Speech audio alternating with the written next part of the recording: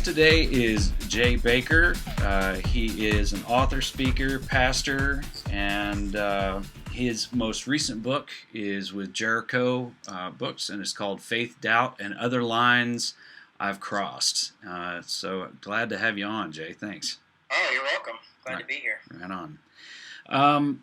So it's actually great timing, and we'll get to the Exodus stuff here in a minute. But it's great timing that we had you on this week because we just got a beautiful little gift dropped in our lap to chat about this week. Yeah, no kidding. Yeah, it's really interesting stuff. But before that, let's go back to your book, which I've been reading through, and.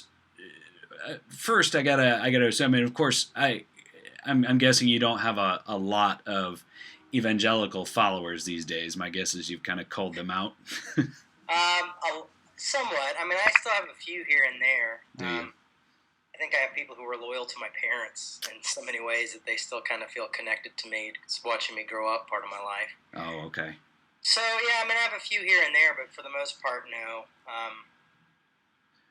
So did you? It's surprising what they choose not to see sometimes as well. Interesting. Well, yeah, that's my mom's a Southern Baptist, so I understand. Yeah. Well, because I was wondering, just both in your subtitle, you talk about the unknown God and these, basically placing faith and doubt on sort of equal footing, I guess you could say, in the title of the book. And obviously, those are things that would make most evangelicals cringe. And I wondered if you got any pushback from that. I haven't. Maybe I've had James, one of the verses in James, thrown at me a couple times. I think that's about the ship in the wind. Uh-huh. But for the most part, no. I think when people realize it's the title of your book, I think that too, when they don't read it, they're expecting that there's some huge twist and be like, faith wins, Right. And the fact is that you can't have one without the other, and realizing that, doubt is as part of faith as faith is with doubt. I mean, for me, it's, Paul Tillich put it well when he said, faith isn't the opposite of the doubt. I mean, faith is not the opposite of doubt, but it's merely what was the word he used? But basically, he was saying it's merely a part of it. It's built into it. It's another attribute of it, or another dimension of it. Yeah. Yes. Yeah. Sure. Well, and in that way, the things you're talking about, and you talk about it in very straightforward, fairly accessible ways, like where maybe a Pete Rollins or a Caputo or somebody like that may be talking about these things in a little more heady, kind of hard to engage language for the average folks. But I mean, really what you're talking about here is a lot of what's at the heart of the discussions of postmodern theology and radical theology right now. Yeah, I felt that way about it because, I dropped out of high school, and I went and got my GED, but I'm all self-taught, and Pete Rollins is one of my closest friends, and not being able to quite grasp everything he was always talking about or saying, just got me to ask more questions, and I got really into Tillich, and I've got to listen to Caputo a few times. It definitely, I think, is going down that route, my theology. Mm-hmm. But I definitely wanted to make it an easier read for folks to understand. I have a hard time understanding radical theology. Yeah. When someone says they're a Christian atheist, my brain just goes like, "Oh, is that possible?" Like everybody else. Right. Yeah. And a lot of people don't have time, aren't going to Bible college, or aren't going to philosophy school to be a philosopher or have a doctorate in philosophy. It's funny because I see the people Pete argues with sometimes online, and it's like there's like 5 other people he can argue with. Yeah. And and I think they're all in school to get their doctorates in something or other. Yeah. So trying to make it more available to a wider audience. At the same time, I would say I'm not sold on it all because I don't understand it all, but I'm working on that. Sure. Well, and it's interesting To me, yeah, I attended the Subverting the Norm conference and spoke there. Tony Jones was there, and he and I were joking that it's not every day that he and I are the two biggest apologists for Christianity in the room. But yeah, we worked out that way, and one of the things that we kind of joked about was, it seems that there are two camps within that sort of radical theology camp, and they're. Well, one way he put it, I think, was that there are those who hope that God exists and those who hope that God doesn't exist. Right. And the way I put it was that there's a big difference between uncertainty about the existence of God versus certainty about the non-existence of God. Yeah. And I do worry sometimes. I wonder if you've seen this too, or if you have this concern that sort of that radical theology conversation sort of starts slipping into the same modernist kind of stuff, but just about the death of God rather than just leaving it open to the mystery of the possibility of God, the perhaps, Yeah, the perhaps. Well, I mean, obviously it does slip into that, and a lot. And also for people who can't really understand what's being said, and don't realize how particularly words are chosen by these speakers and writers and authors. It can seem like that as well. So it's really easy to misconceive it as something of like, I hope God doesn't exist, when I think they're ultimately trying to say is I don't know, or perhaps like Caputo. Yeah. I once my friend pushed Piatt on something once, and on the whole God thing, and it was the idea of like, basically how would I know? Mm-hmm. How would I prove or disprove? And I've also been reading this book. It's called the Death of God Controversy by Thomas Ogletree, and it was written in like 1966.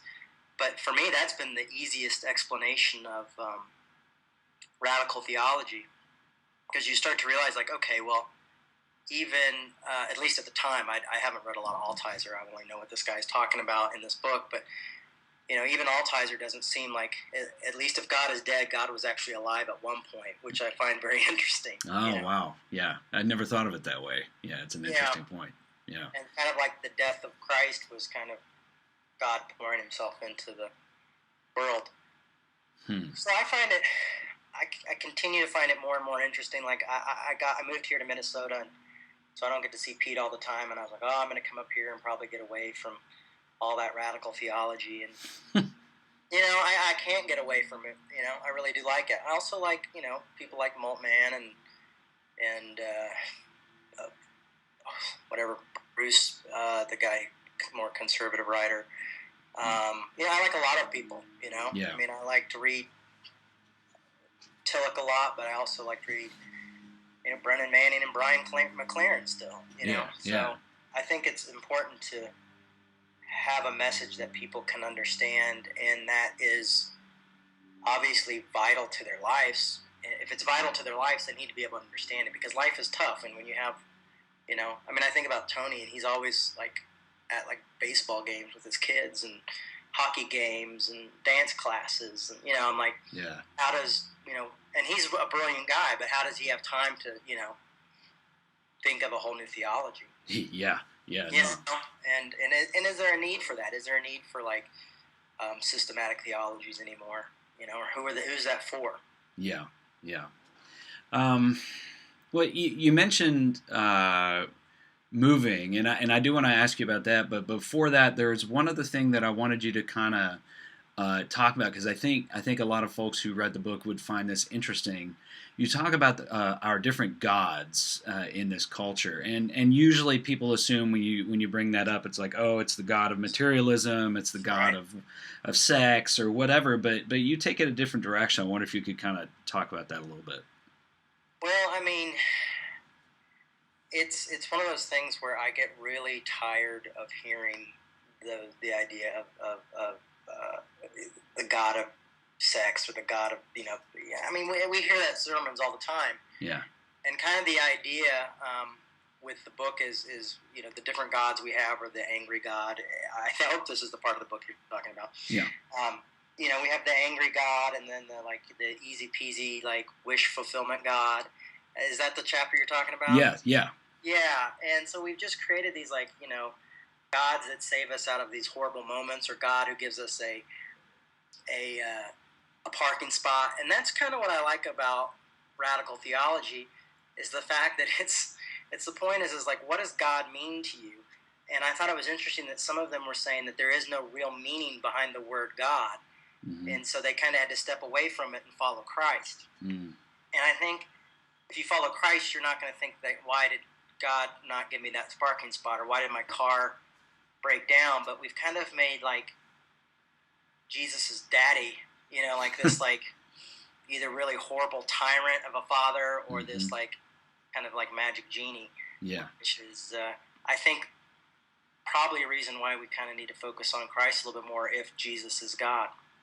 Well, yeah, I thought it was interesting. It was basically an interesting way, a different way, and again a less theological nerdy way to deal with the problem of theodicy, and why, if how do you reconcile this idea of a loving God with bad shit happening in the world? Yeah, I mean, I had this necklace that I used to wear.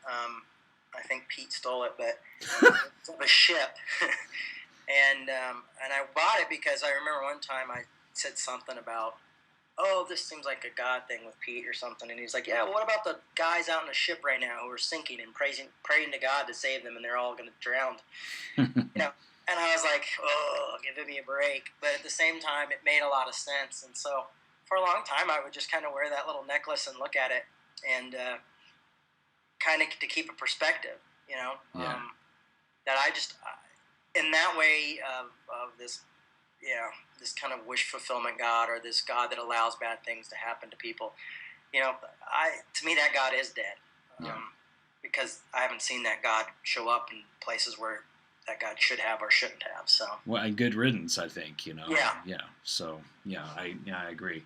A micromanaging God. Yeah, well, and it's interesting. My uncle's actually a pastor, and he said if God is actually that involved in daily affairs, I could do a better job. Right. Yeah.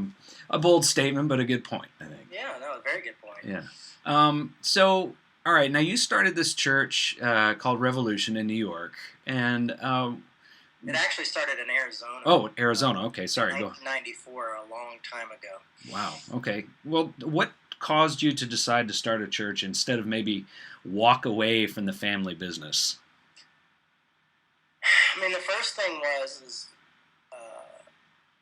grace, the idea of grace, the idea of an accepting, loving God. I mean, I know that gets us back to that ideal, but at the time, that's what got me, is because I'd grown up my whole life thought God hated me. And I see this with a lot of my friends in the LGBTQ community. But I felt the same way. It wasn't for the same reasons, but it was the same thing that I felt, like that God was disgusted with me, and God made a mistake, and I was that mistake because I couldn't stop drinking, or couldn't stop doing this, or couldn't stop thinking, whatever. Yeah. And so when I actually started Revolution with some friends kind of before that, where we were just pretty much an Assemblies of God church outreach type of thing, where we looked really cool. But I came to a point where I kind of got broken, and everything was falling apart. And when I started to understand the idea of grace, I realized, oh my gosh, I've been given half the story, and I've been lied to all these years. And trying to figure out then, especially looking back, what happened to my parents. I think I was 19, 20 at the time, thinking, wow, did none of these people actually see this part of the Bible? Where's the grace and the forgiveness and the restoration? Yeah. And so people say grace is a slippery slope, and it really is. And that was the leading that led me to this type of evolution of faith that's continued to grow. It started with like this guy named Steve Brown with the book Being Good Isn't Good Enough, and then reading like Philip Yancey's books, and then all of a sudden like Brennan Manning, and then Brian McLaren, it's and like now you're hanging out with Pete. yeah. So it definitely takes you, now I'm in a city with Tony Jones, so who knows what'll happen next. Oh boy. But yeah, it's really it's interesting to people always say, like, where did you get your liberal theology or philosophy from? And I'm like, Family Christian Bookstore, because those are the only books I knew to buy and could study. Yeah. It's not a liberal theology. I was studying like Zondervan's history of the Bible and Greek and Hebrew Bible study and that kind of thing. Huh. But the fact is when I sought out, I started finding out a lot of things. I remember I used to get in a lot of trouble when I would speak at Cornerstone because a lot of the leaders thought I preached too much grace. Oh gosh. Yeah, so I'm very good at alienating festival leadership, and so Yeah. I did that, and it was like, I guess they all said, when I came out as gay affirming, that was the last straw, but they had already been struggling with the idea that there was too much grace. I remember, a few weeks ago, I had somebody tweet me that said, we don't want to make sure we don't pollute the gospel with too much love. I was like, oh my God. Yeah, exactly. I was just like, really? Wow, I can't even believe this. It's like we completely follow a completely different faith. Yeah. Well, yeah, it does seem that, and I understand the sort of dependence on fear and certainty and all of those things because they're very effective emotional and psychological tools. I think there's sometimes I kind of wish I still had some of that. Because it is kind of scary sometimes not knowing. Sure. Insane, perhaps. And it was a lot easier when I could preach with like this really amazing conviction of like, this is how it is, this is the truth. And, now it's like, well. Yeah. So even if it's a house of cards, at least it's something. Yeah. And I mean, people have, like, when I was, I've been accused of being a humanist, and I'm Jesus was a humanist as well, and that's how I see it, Exactly, yeah, right. So I'm following this guy who claims to be God, so either I'm following kind of like this crazy humanist guy, or, and Paul, because Paul's a giant influence on me. Yeah. So, either way, if I die and nothing's there, I won't know. And if I die and there's something there, we'll see what happens. But right. If it has anything to do with what I've studied and the religion the path that I've followed, it will be nothing but good news. Yeah. So I'm curious, particularly given your interest in ministry to LGBTQ folks. I'm guessing you have seen an awful lot of folks who have been, I'll say, victims of intolerant Christianity, and have succumbed to the damage and either are hanging on by a thread or have walked away entirely from Christianity. No, yeah, I have. I mean, it's even strange. Before I was an open and affirming ally, I would always be like the one speaker that the person at the church knew that they could trust, because I was always very harsh on how the church treated LGBT folks, Q folks. But so someone in the leadership would always come and be like, I'm gay and I don't know what to do and I'm afraid they're going to kick me out of the church, and and I just continue to see it over and over and over again. Mm-hmm. And it seems so many people broken up and given up on God, and I can't blame them. It's I hate it because I feel like it's such horrible theology, mm-hmm. and it's such a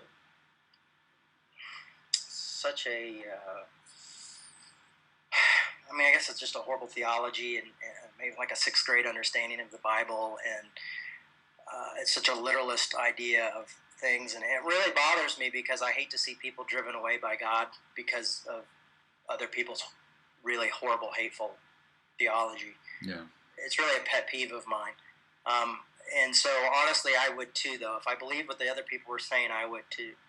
Yeah. And I don't believe that, and that's why I'm able to continue on doing what I do. Yeah. But I mean, I've sat with parents whose kids have taken their lives, and now they're allies. Mm-hmm. Now they're fighting in it before they even got to tell their kids that they loved them, because their kids thought, my parents hate me, this hates me, and they took their life, and that's what it took to wake some of these folks up. Mm.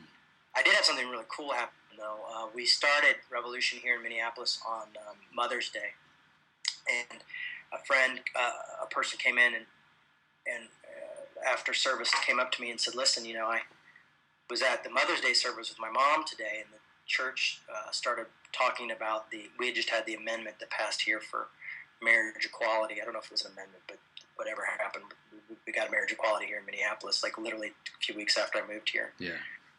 And I got passed at the house. And this kid said, the pastor was preaching against me, preaching against not him personally, but the whole gay movement. And he got up and walked out, and he felt bad because it was, Mother's Day. And his mom got out and followed him, and they sat outside and they cried together. And the mom said, "I'm not going to go back." Mm. And she never went back to the church. And for me, that hope there is that finally we're getting to the point where the parents aren't choosing the church over their kids. Yeah. And that was the most devastating thing I saw, is that these pastors saying, your kids are in rebellion, kick them out, do away with them. And, now we realize that we've got a ton of homeless LGBTQ kids because their parents listened to a pastor who really didn't have much of a dog in the fight in the first place, mm-hmm. And really had no business telling them what to do with their children except to love them. So I'm seeing less of that, and that makes me really happy. Well, it's interesting you talk about the sort of religious exiles, because I've always found some incredible irony in the sort of gold standard group of LGBT intolerance within the Christian community, which is Exodus International, and that they have they have yielded the result of so many Christian exiles, I think, in their work. But now we've got this guy Chambers, the director, who has come out with this amazingly vulnerable apology and a promise to shut down the reparative therapy program and the entire organization. Yeah, whole Exodus International. Yeah, and I'm just curious how you responded to that. I mean, I found out this morning when I turned on my computer. I'd seen I saw something about an apology, but I was like, I'll read it tomorrow. And, because they're always apologizing for saying something. Yeah. So. And then when I read it, I was really blown away. And then like a minute later, I realized that they were closing Exodus. And it's strange because Exodus is one of the reasons I came out as an ally, because I got invited to speak there, I guess in 2005 or 2006. I can't remember what year exactly. And because I agreed to speak there, they never asked me what I believed one way or the other.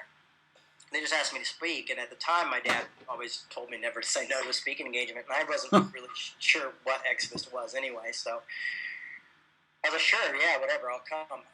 And I got a call from a magazine called Q Notes asking me why I was doing it. And I said, well, I told them just what I told you. And they said, well, do you think it's possible for people to change their sexuality? And I said, no, of course not.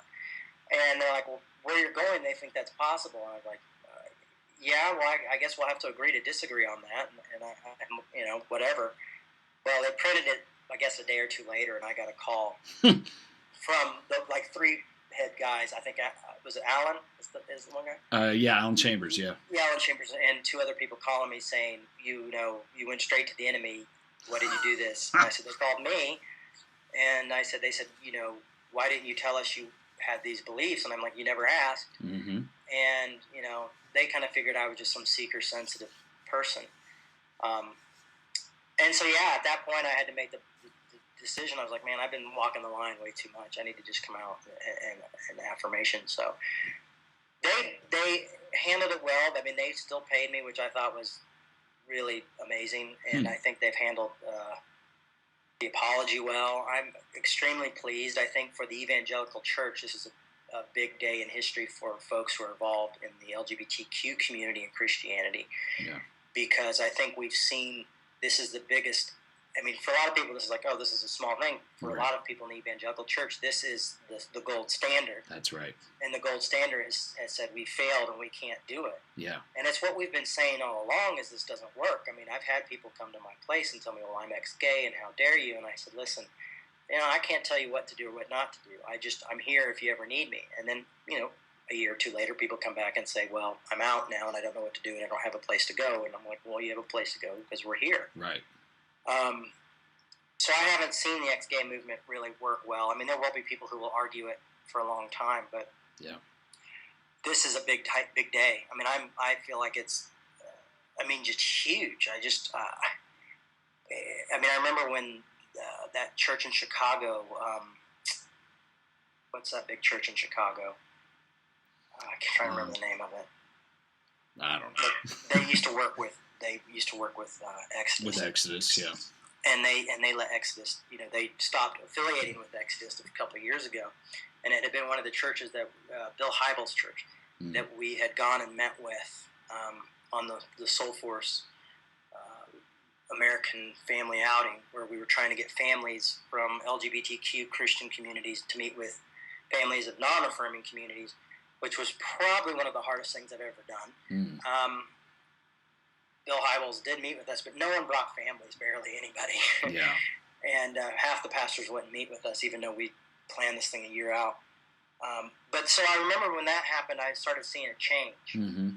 And really, thinking that was amazing. So to wake up to what I hear today was really amazing. And it's weird because I keep hearing like Oprah had something to do with it, or her network or something. Which, yeah. Go Oprah.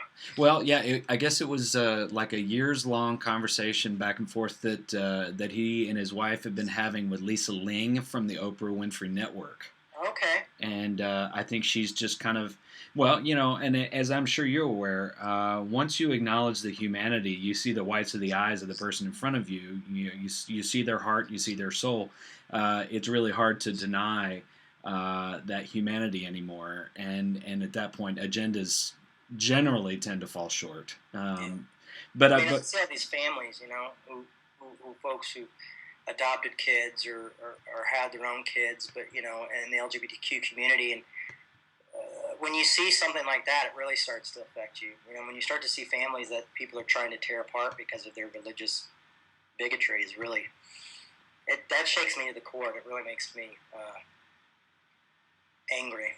Well, and I thought it was particularly brave that Chambers confessed in his piece about his own same-sex attraction, and that he was not able to overcome that. And of all people to say, yeah, this doesn't work. Yeah. I mean, what an amazing shot in the arm for the inclusion and affirmation of the LGBTQ community. Yeah. Oh yeah.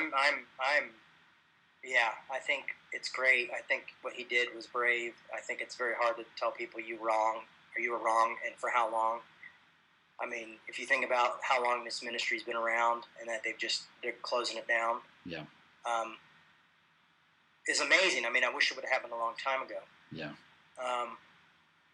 But it just is another sign to everyone in the church and in the world that this is, it's a new time and things are different. And this kind of ex-gay hope doesn't work. I mean, all you have to do is look at the fruit of the ex-gay movement, and it leaves a trail of broken, bloodied, boned, murdered people behind it. Yeah.